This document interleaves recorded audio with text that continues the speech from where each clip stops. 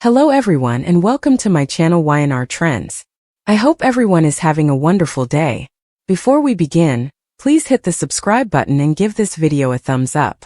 In the cold, glittering heart of Genoa City, where power is currency and loyalty is always conditional, the painful truth finally clawed its way to the surface on a night that would forever fracture alliances and rewrite the unspoken rules governing Victor Newman's empire. Because Michael Baldwin, Victor's longtime legal bulldog, trusted fixer, and silent confessor, made a decision that would haunt him for the rest of his life when he placed a thick, meticulously organized folder of evidence into the trembling hands of Diane Jenkins, a woman whose past was already stained with betrayal and whose future would now be permanently intertwined with the fall of the most powerful man in town. And it all began earlier that evening when Michael stood alone in his office at Newman Enterprises, the city lights reflecting off the glass walls like 1,000 accusing eyes as he replayed Victor's words in his head, sharp and dismissive, reminding him that loyalty was owed, not earned, that sacrifice was expected, not rewarded, and that Michael himself was disposable the moment he ceased to be useful,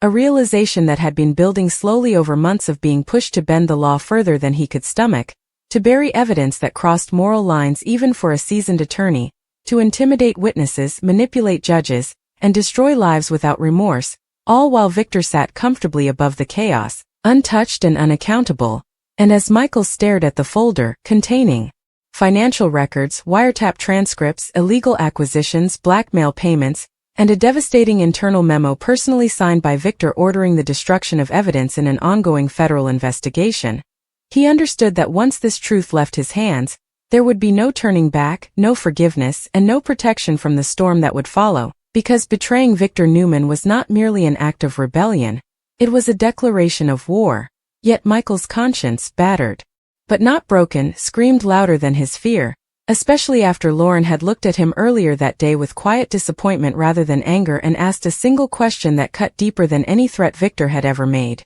"When did you stop being the man I believed in?" And it was that question that echoed as Diane Jenkins appeared in the doorway of his office unannounced, her presence calculated yet emotionally charged, her eyes sharp with curiosity and desperation, because Diane, too, had been circling Victor's orbit long enough to know that survival required leverage, not loyalty, and as Michael handed her the folder without ceremony, his voice steady but hollow as he said,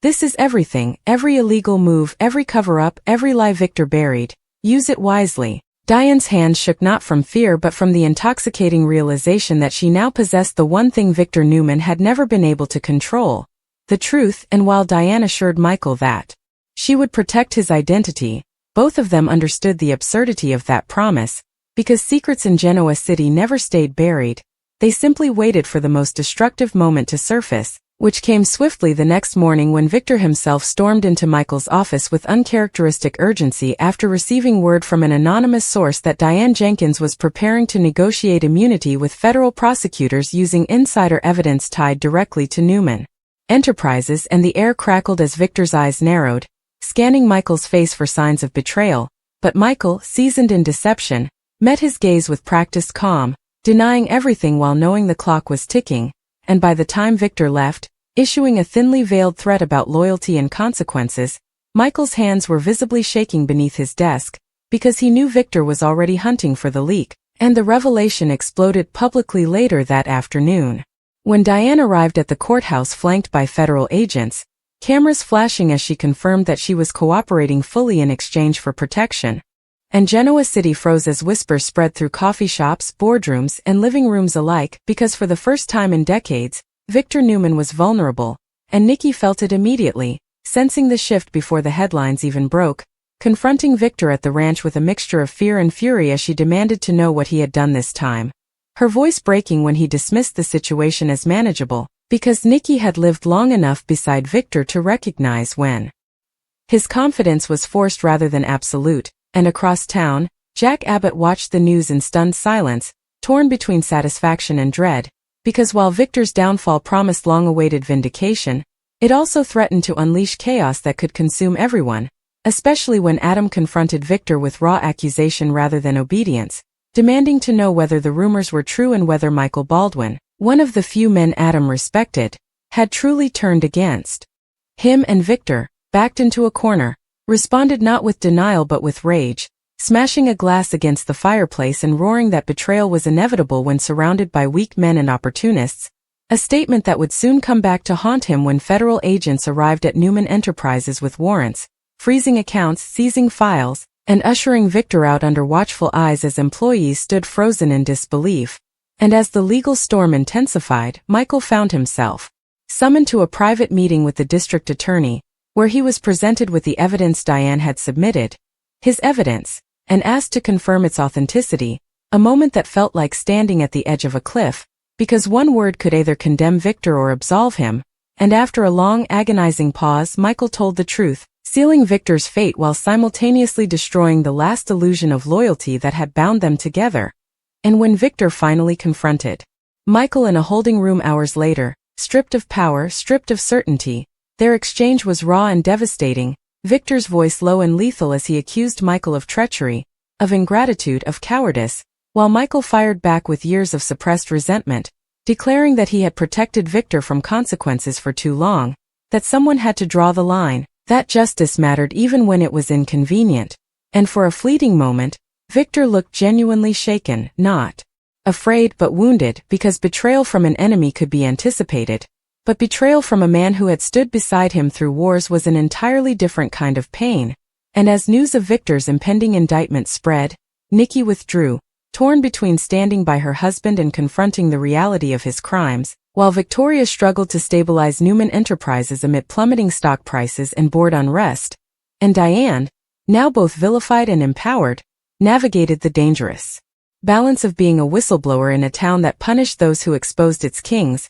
knowing that Victor would never forgive and that survival would require constant vigilance, while Michael returned home to Lauren, confessing everything in a moment of emotional reckoning, expecting anger but receiving something far more unsettling, relief, because for the first time in years, Michael was no longer living in Victor's shadow, even if freedom came at an unbearable cost. And as the days unfolded into weeks of depositions, media scrutiny, and fractured relationships, Genoa City slowly absorbed the impact of the painful truth, learning once again that even the most untouchable empire could crack when loyalty turned into conscience, and that in the world of the young and the restless, truth was never clean, justice was never simple, and betrayal, especially when born from guilt rather than greed, was the most devastating force of all, leaving Victor Newman facing a future he had never prepared for, Michael Baldwin redefining the man he was willing to be, and Diane Jenkins standing at the center of the storm she helped unleash, fully aware that in Genoa City, the truth might set you free, but it would also mark you forever. As the truth continued to ripple outward like shockwaves beneath the polished surface of Genoa City, the aftermath of Victor Newman's exposure did not slow. It escalated, because power never vanished quietly, it fought back, and Victor, even facing indictments and internal collapse, was not a man who surrendered without dragging everyone down with him, and from the moment he was released on conditional bail pending further investigation, his mind shifted from defense to vengeance, focusing not on the prosecutors or the government but on the people who had once stood closest to him, especially Michael Baldwin and Diane Jenkins, whose names burned like brands in his thoughts as symbols of betrayal more painful than any legal threat. And while the world believed Victor was cornered, those who truly knew him understood that this was when he was most dangerous, operating not from dominance but from wounded pride, a far more unpredictable state. And this became terrifyingly clear when Michael began receiving anonymous messages late at night, cryptic warnings, veiled threats, reminders of every secret Michael himself had buried over the years, because Victor had not built his empire without collecting insurance on everyone around him, and even in disgrace, he still had resources, allies, and shadows willing to move on his behalf, forcing Michael into a constant state of vigilance as he struggled to reconcile his moral stand with the very real danger it now posed to his family, especially Lauren, who tried to remain strong but could no longer ignore the tension creeping into their home, the way Michael jumped at every unexpected sound, the way his phone never left his hand, and across town, Diane Jenkins found that cooperating with the authorities did not bring the peace she had anticipated, only isolation, because Genoa City had always operated on unspoken codes, and breaking them, no matter how justified, came with consequences. As former acquaintances crossed the street to avoid her, whispers followed her into every room, and even Jack Abbott, torn between gratitude and mistrust, struggled to fully embrace her actions, knowing that while she had exposed Victor, She had also proven herself capable of weaponizing truth for survival, and as Diane sat alone in the Abbott mansion one night, staring at the folder that had changed everything, she realized that the evidence Michael had given her was not just a tool but a curse, tying her fate permanently to Victor's downfall. And that realization became painfully real when an attempted break-in at her temporary apartment left her shaken and convinced that Victor's reach extended far beyond courtrooms, prompting federal agents to increase her protection while quietly admitting that Victor had more loyalists than anyone wanted to acknowledge. And meanwhile, Nikki Newman found herself unraveling as her marriage reached a breaking point she could no longer deny, because standing by Victor now meant standing against the truth, and after years of defending him, excusing him and sacrificing herself for his ambition, Nikki finally confronted the reality that Victor had not only endangered their family but manipulated everyone who loved him, including her. And during a devastating confrontation at the ranch, Nikki demanded accountability rather than excuses, forcing Victor to face the emotional wreckage he had left behind. But Victor, incapable of vulnerability, responded with bitterness rather than remorse, accusing Nikki of weakness and betrayal for even questioning him. And that moment, sharp, final and irreversible, marked the quiet end of their marriage as Nikki packed a bag and walked out, leaving Victor alone in the very home that once symbolized his dominance. And while Victor dismissed her departure as temporary, the loneliness that followed gnawed at him in ways no enemy ever had, because power meant nothing without loyalty, and loyalty had become a currency he could no longer buy. And at Newman Enterprises, Victoria fought a relentless uphill battle to stabilize the company's crumbling reputation, facing board members who questioned whether the Newman name itself had become a liability, while Adam watched from the sidelines with a mixture of grim satisfaction and conflicted pain, knowing that Victor's exposure validated years of resentment but also destroyed the last illusion that his father was invincible. And when Adam confronted Michael privately, demanding to know whether betraying Victor had been worth the collateral damage, Michael answered with brutal honesty, admitting that he didn't know, that doing the right thing didn't come with guarantees or clean endings, only consequences, a truth Adam understood all too well. And as weeks passed, the legal case against Victor intensified with additional witnesses stepping forward emboldened by Diane's cooperation, creating a domino effect that revealed how deeply Victor's influence had corrupted systems far beyond Genoa City. And as prosecutors prepared formal charges, Victor responded by launching a calculated counteroffensive through his remaining legal team, leaking selective information designed to discredit Michael's integrity and Diane's motives, painting them as opportunists seeking immunity and revenge rather than justice, a narrative that gained traction in certain circles and forced Michael to confront his own past misdeeds publicly, including ethically questionable cases he had handled under Victor's direction, leaving him vulnerable to scrutiny and forcing Lauren to relive moments she had long buried. And still, Michael refused to retract his testimony, understanding that half measures would only validate Victor's worldview that morality was flexible when inconvenient.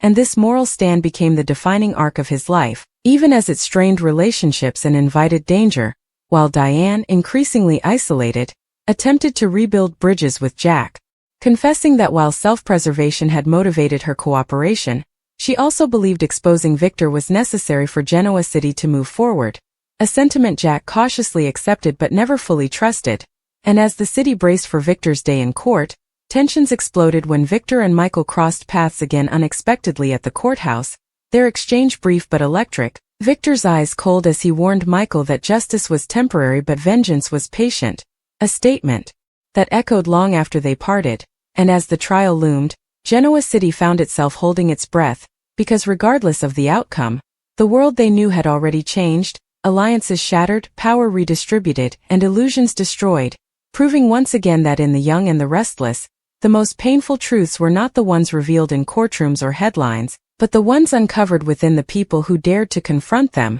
leaving Victor Newman facing a reckoning no amount of influence could erase, Michael Baldwin redefining integrity in a world that punished it, and Diane Jenkins living with the knowledge that survival sometimes demanded becoming the catalyst for destruction, a legacy that would follow her long after the gavel finally fell. The days that followed Diane's revelation and Victor Newman's indictment unfolded like a meticulously orchestrated storm over Genoa City, where every move was calculated and every glance carried unspoken menace, because Victor, though legally constrained, was never powerless, and from the moment the courtroom doors opened for pretrial hearings, His presence dominated the space with a quiet, almost imperceptible intensity that made even seasoned attorneys uneasy, his gaze sweeping the room as if measuring loyalty, fear, and potential betrayal all at once. And Michael Baldwin, seated with Lauren and legal advisors behind him, felt that intensity like a physical weight pressing down on his shoulders, because while he had prepared for the public scrutiny, he had not anticipated the psychological warfare Victor waged simply by existing, a silent reminder that even the most righteous act carried consequences in a city where power was inherited through influence and fear, not morality. And Diane, walking into the same courtroom with federal agents close behind, felt eyes on her from every direction, some full of admiration for her courage, some simmering with resentment for the leverage she now held over one of the most formidable men alive. And as whispers followed her across the polished floors, she realized that the battle was no longer simply legal. It had become personal, an emotional minefield in which every misstep could result in ruin or danger, a reality that hit hardest when she locked eyes with Victoria Newman, who had just arrived with a steely resolve masking her inner turmoil, because Victoria, inheriting the dual burdens of corporate responsibility and family loyalty, understood that Diane's cooperation, while legally necessary, was also an emotional dagger aimed at her father and the fragile remnants of her family's unity. And as the pretrial proceedings began, the tension escalated further when Victor's defense attorney launched a blistering attack on the validity of the evidence, claiming Michael had overstepped his professional boundaries and that Diane's motives were tainted by personal vendetta, a strategy designed to sow doubt and shift the narrative away from Victor's actions. Yet it backfired in subtle ways, because witnesses called to testify about the internal operations of Newman Enterprises inadvertently corroborated Michael and Diane's accounts, revealing patterns of manipulation, intimidation, and illegal activity that left even the judge raising an eyebrow in quiet astonishment. And as Victor's legal team struggled to maintain composure, whispers in the gallery turned to murmurs of shock and disbelief, because the empire that had once seemed invincible now appeared vulnerable, cracking at the edges under scrutiny. And in the midst of this chaos, Michael found himself repeatedly confronted by reporters, former clients, and acquaintances seeking to understand why he, a man of integrity, would betray someone he had long defended with unwavering loyalty, forcing him to navigate the complex terrain of public perception, legal responsibility, and personal conscience, all while knowing that Victor's reach extended far beyond the courtroom, into the streets, boardrooms, and hidden corners of Genoa City. And as days bled into nights of testimony and depositions, Diane discovered that possessing the truth was both empowering and isolating, because every ally she had once relied on now regarded her with suspicion, calculating whether her alignment with federal authorities might eventually turn against them. And even Jack Abbott, who had reluctantly supported her involvement, found himself questioning the long-term consequences of exposing Victor,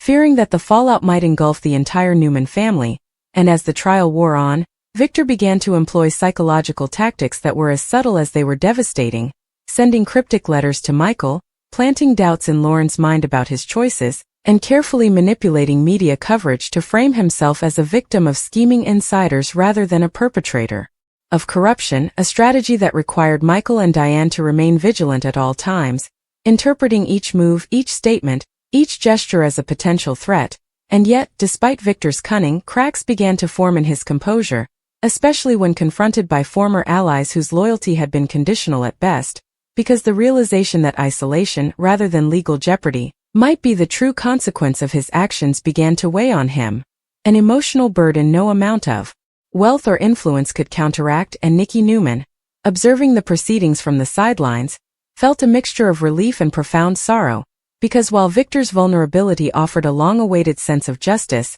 it also exposed the emotional toll of years spent defending a man capable of ruthless manipulation, forcing her to confront her own complicity and the sacrifices she had made in his name. And one evening, after a particularly intense day in court, Nikki visited Michael privately, expressing gratitude while also acknowledging the devastating personal cost, a conversation filled with raw honesty that left Michael reflecting on the choices he had made and the uncertain future that awaited him. Because in a city like Genoa City, justice was never simple, and morality was often intertwined with danger. And as the trial progressed, unexpected twists kept everyone on edge, beginning with a surprise witness who provided direct evidence of Victor's covert operations, a revelation that caused a stir both in the courtroom and in the media, because the testimony linked Victor to actions previously thought hidden, confirming suspicions and giving the prosecution a substantial advantage, and Victor's reaction was as calculated as it was chilling, a quiet fury that simmered beneath a controlled exterior, reminding everyone present that beneath his fallibility still lay the instinct of a man who had survived countless attacks, betrayals, and personal losses, and that instinct was most sharply felt by Adam, who had long battled feelings of resentment and unresolved anger toward his father, and as Adam sat in the gallery, he recognized that Victor's vulnerabilities could be exploited, yet he hesitated, torn between the satisfaction of seeing justice served and the gnawing awareness that any action could further fracture the family he still loved despite years of pain. And amidst this turmoil, Victoria continued to hold Newman Enterprises together, navigating board meetings where investors demanded transparency, while simultaneously dealing with the emotional fallout at home as the family faced public scrutiny, with Victoria forced to act as both mediator and executor of her father's crumbling empire, all while trying to protect employees whose lives depended on the stability of a company in chaos. And Diane, increasingly aware of the precarious position she occupied, understood that every decision she made could escalate the risk to herself, prompting her to negotiate with federal agents for additional protection, even as she sought a delicate balance between public testimony and self-preservation, because in Genoa City, surviving meant anticipating betrayal at every turn, and in a private moment, Michael confronted Diane with a difficult truth. Exposing Victor had changed the city forever, but it had also permanently linked them in ways that could never be undone, a realization that underscored the personal cost of justice. And as tensions mounted, Victor, sensing the walls closing in, began to make subtle maneuvers to reclaim influence, attempting to sway public opinion through carefully staged media appearances, while secretly coordinating with loyalists to destabilize those he perceived as threats, including Michael and Diane, a strategy that reminded everyone that even weakened, Victor Newman was never truly defeated. And as the trial reached its climax, with evidence mounting and key witnesses preparing to testify, the city braced for a verdict that would determine not only Victor's future but the balance of power, relationships, and trust in Genoa City itself, because the ramifications of Michael's decision to provide Diane with the incriminating evidence had set in motion a chain of events that would leave no character untouched, no alliance untested, and no heart unscathed. And while the courtroom proceedings captivated the city, the emotional undercurrents ran deeper, revealing the fragility of human loyalty, the intoxicating nature of truth as both weapon and shield, and the inevitable realization that in the young and the restless, the most painful battles were fought not with fists or money, but with conscience, courage, and the unbearable weight of decisions that could neither be reversed nor ignored, leaving Victor Newman facing consequences that wealth could no longer mitigate, Michael Baldwin confronting the lifelong implications of standing for morality, Diane Jenkins living as both hero and target, and the Newman family struggling to redefine itself amidst the ruins of deception, betrayal, and painful truths that had finally, irrevocably, surfaced.